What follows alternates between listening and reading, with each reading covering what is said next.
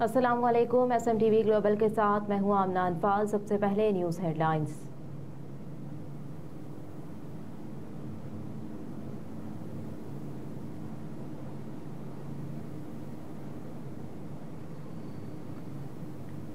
निगरान वज़ीर ख़जाना शमशाद अख्तर ने 9,400 अरब रुपए के टैक्स हदफ को नाकाफ़ी करार दे दिया और तजवीज़ दी कि फेडरल बोर्ड रेवेन्यू की टैक्स कलेक्शन 12,000 अरब से ज़ायद होनी चाहिए। तफसीलात के मुताबिक निगरान वज़ीर ख़जाना डॉक्टर शमशाद अख्तर ने federal board of revenue headquarters का दौरा किया। इस मौके पर निगरान वज़ीर ख़जाना शमशाद अख्तर ने 9,400 अरब रुपए के टैक्स हदफ को नाकाफ़ी करार दे दिया। शमशाद अख्तर ने कहा कि federal board of revenue tax हदफ से 20% ज्यादा टैक्स जमा करना चाहिए और फेडरल बोर्ड ऑफ रेवेन्यू की टैक्स कलेक्शन 12,000 अरब से जायद होनी चाहिए। वजीर खजाना की तजवीज़। वजीर खजाना ने टैक्स गुजारों को सहूलियात देने के लिए इकदाम करने की हिदायत करते हुए कहा कि वजीर खजाना की हिदायत टैक्स जमा कराने का तरीकाकार आसान बनाया जाए तो महसूलात बढ़ सकती हैं। टैक्स के निज़ाम को ऑटोमेटेड बनाया जाए ताकि टैक्स आमदनी बढ़ाई जाए। शमशाद अख्तर ने हिदायत की कि टैक्स जमा करने के खुदकार निज़ाम को मज़ीद मुअस्सर बनाया जाए।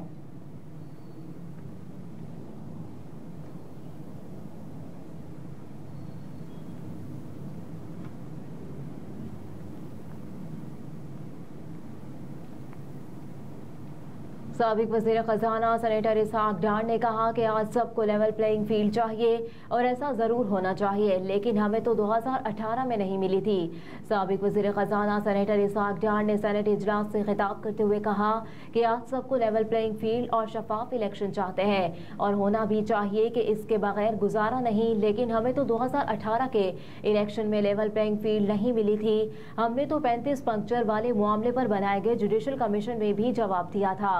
इसहाक डार ने कहा यह दुरुस्त है कि आइन के मुताबिक 90 रोज में इंतखाबात होने चाहिए। हम भी यही चाहते हैं, लेकिन हमें आइन की दीगर शिकों को भी मद्देनजर रखना चाहिए।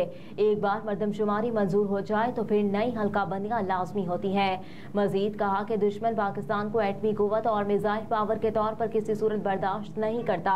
अंदरूनी और बैरून मुल्क दुश्मन पाकिस्तान को गैर मुस्तहकम करने के लिए डिफॉल्ट कराना चाहते थे।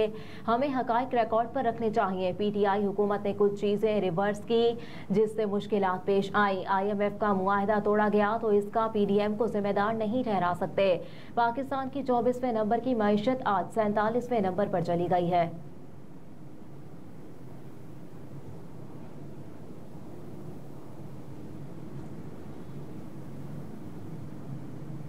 कराची में गैर कानूनी मुकीम गैर मुल्कियों की गिरफ्तारी के लिए ऑपरेशन। 2 दर्जन से ज्यादा अफराद ज़ेरे हिरासत।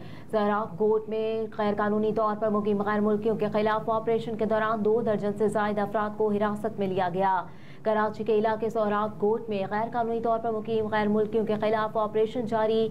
SSP ईस्ट इरफान बहादुर ने बताया कि सर्च ऑपरेशन के दौरान 2 दर्जन से ज्यादा अफराद को हिरासत में लिया गया। इरफान बहादुर ने कहा कि ऑपरेशन उस वक्त तक जारी रहेगा जब तक गैर कानूनी तौर पर मुकीम अफराद गिरफ्तार नहीं कर लिए जाते। मजीद बताया कि ऑपरेशन की मैं खुद निगरानी कर रहा हूँ। SSP सहराब कोट समेत पुलिस की भारी नफरी ऑपरेशन में हिस्सा ले रही है। ऑपरेशन में लेडी सर्चर भी मौजूद है जो घरों की खवातीन को कवायद चेक कर रही हैं।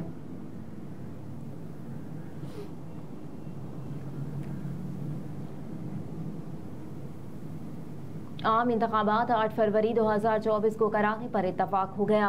इलेक्शन कमीशन ने सदर मुमलिकत से मुशावरत के बाद इलेक्शन की तारीख पर इत्तफाक करने का एलामिया जारी कर दिया, जिसके मुताबिक चीफ इलेक्शन कमिश्नर की सरबराही में वफ्द ने सदर से मुलाकात की और मुत्तफिका तौर पर फैसला किया गया कि इलेक्शन 8 फरवरी 2024 को होंगे। सदर और इलेक्शन कमीशन वफ्द का मुशावरती अमल सुप्रीम कोर्ट की हिदायत पर हुआ। आम इंतखाबात की मुत्तफिका तारीख से मुतालिक कल सुप्रीम कोर्ट को आगाह किया जाएगा। चीफ इलेक्शन कमिश्नर राजा सिकंदर की सरबराही में इलेक्शन कमीशन के वफ्द ने सदर मुमलिकत आरिफ अलवी से मुलाकात की जो 1 घंटे तक जारी रही। मुलाकात के बाद वफ्द वापस इलेक्शन कमीशन ऑफिस चला गया और चीफ इलेक्शन कमिश्नर की सरबराही में मुशावरत इजलास दोबारा हुआ, जिसमें सदर मुमलिकत के साथ होने वाली मुशावरत पर तबादला ख्याल किया गया।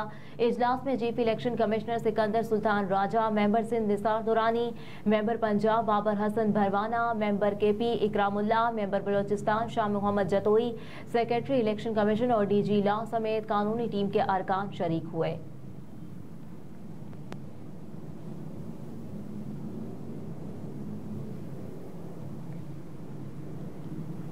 अदालत पूछ रही है फैजाबाद धरने का मास्टरमाइंड कौन था। सीनियर लीगी रहनुमा मियां जावेद लतीफ ने कहा कि अदालत में पूछा जा रहा है कि फैजाबाद धरने का मास्टरमाइंड कौन है। जैसे मास्टरमाइंड का नाम लेने में 10 साल लगा दिए, ऐसे ही इसे कटहरे में लाते 10 साल नहीं लगाने चाहिए। तफसीलात के मुताबिक मुस्लिम लीग नून के सीनियर रहनुमा जावेद लतीफ ने मॉडल टाउन में प्रेस कॉन्फ्रेंस की और कहा कि सुप्रीम कोर्ट के कल के फैसले की रोशनी में इलेक्शन कमीशन ने तारीख इंतखाबात का ऐलान किया है। वो रियासती जरूरत थी जिसे कौम सराहती है। लीगी रहनुमा ने कहा इंतखाबात का इनेकात मुनसिफाना और आज़ादाना होना चाहिए। लेवल प्लेइंग फील्ड पर हर एक को मिलनी चाहिए। इस वक्त फैजाबाद धरने के मास्टरमाइंड के बारे में पूछा जा रहा है, जो अदालती निज़ाम में तब्दीली से ही पूछा जा रहा है। जिस तरह 10 साल मास्टरमाइंड का नाम ना लिया तो कहीं इसे कटहरे में लाते भी 10 साल ना लग जाए।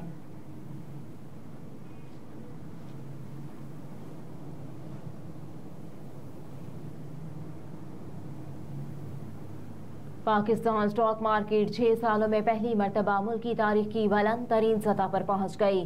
पाकिस्तान स्टॉक मार्केट में तेजी का रुझान बरकरार है। कारोबार के दौरान मार्केट में जबरदस्त तेजी देखी गई। सरमायाकारों की जानिब से शेयर्स की खरीदारी के बाद 602 पॉइंट्स का इजाफा हुआ और 100 इंडेक्स तारीख की बुलंद तरीन सतह 53,259 पॉइंट्स पर पहुंच गया, जिसके बाद 6.5 साल बाद 53,000 पॉइंट्स की हद बहाल हो गई। 100 इंडेक्स इससे पहले मई 2017 में 53,127 पॉइंट्स की सतह पर पहुंचा था।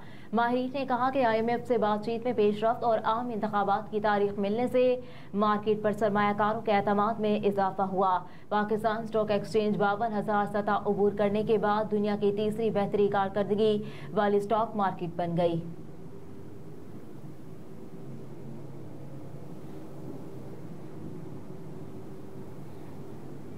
सिंध में मजदूर की कम से कम उजरत 32,000 रुपये माहाना मुकर्रर करने का नोटिफिकेशन जारी। नोटिफिकेशन के मुताबिक वर्कर्स की कम से कम उजरत 32,000 रुपये माहाना का इतलाक 1 जुलाई 2023 से होगा। नोटिफिकेशन में कहा गया कि खवातीन वर्कर्स भी कम से कम उजरत 32,000 रुपये हासिल करेंगी। सूबे में तमाम सनतों के हुनरमंद और गैर हुनरमंद वर्कर्स पर भी कम से कम मुकर्ररा उजरत का इतलाक होगा।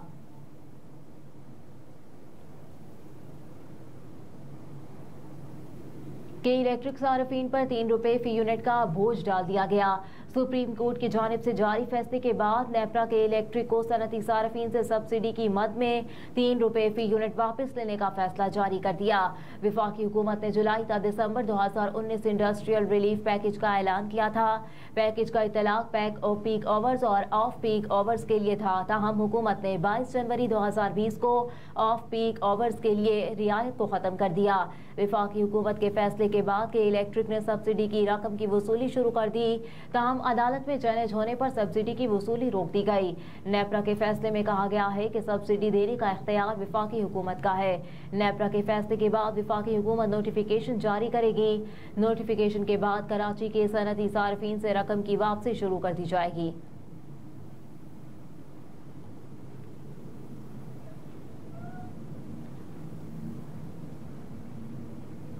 IMF शर्त के मुताबिक टैक्स छूट खत्म करने पर FBR की अमल दरामद रिपोर्ट तैयार।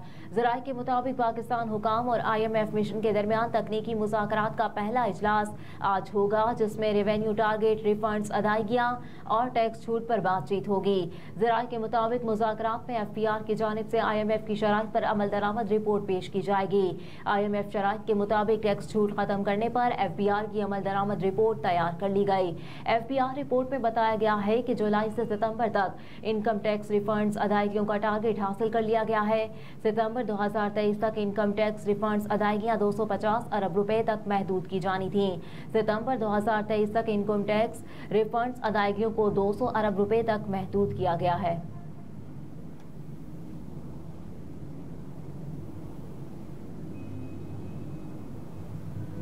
और इसराइली अफवाज का जबालिया के बाद अलबरीज कैंप पर हमला, शहदा की मजमूई तादाद 9,200 हो गई। गजा में इसराइली फौज की रिहायशी आबादियों पर वहशियाना बमबारी जारी।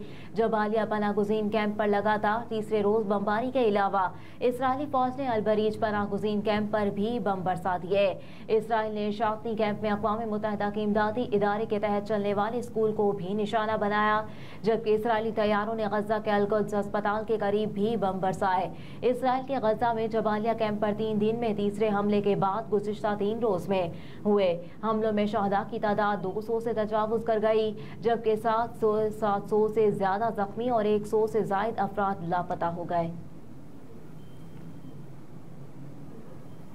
हेडलाइंस आप जान चुके। न्यूज स्टूडियो से फिल वक्त इतना ही। आप देखते रहिए SMTV ग्लोबल।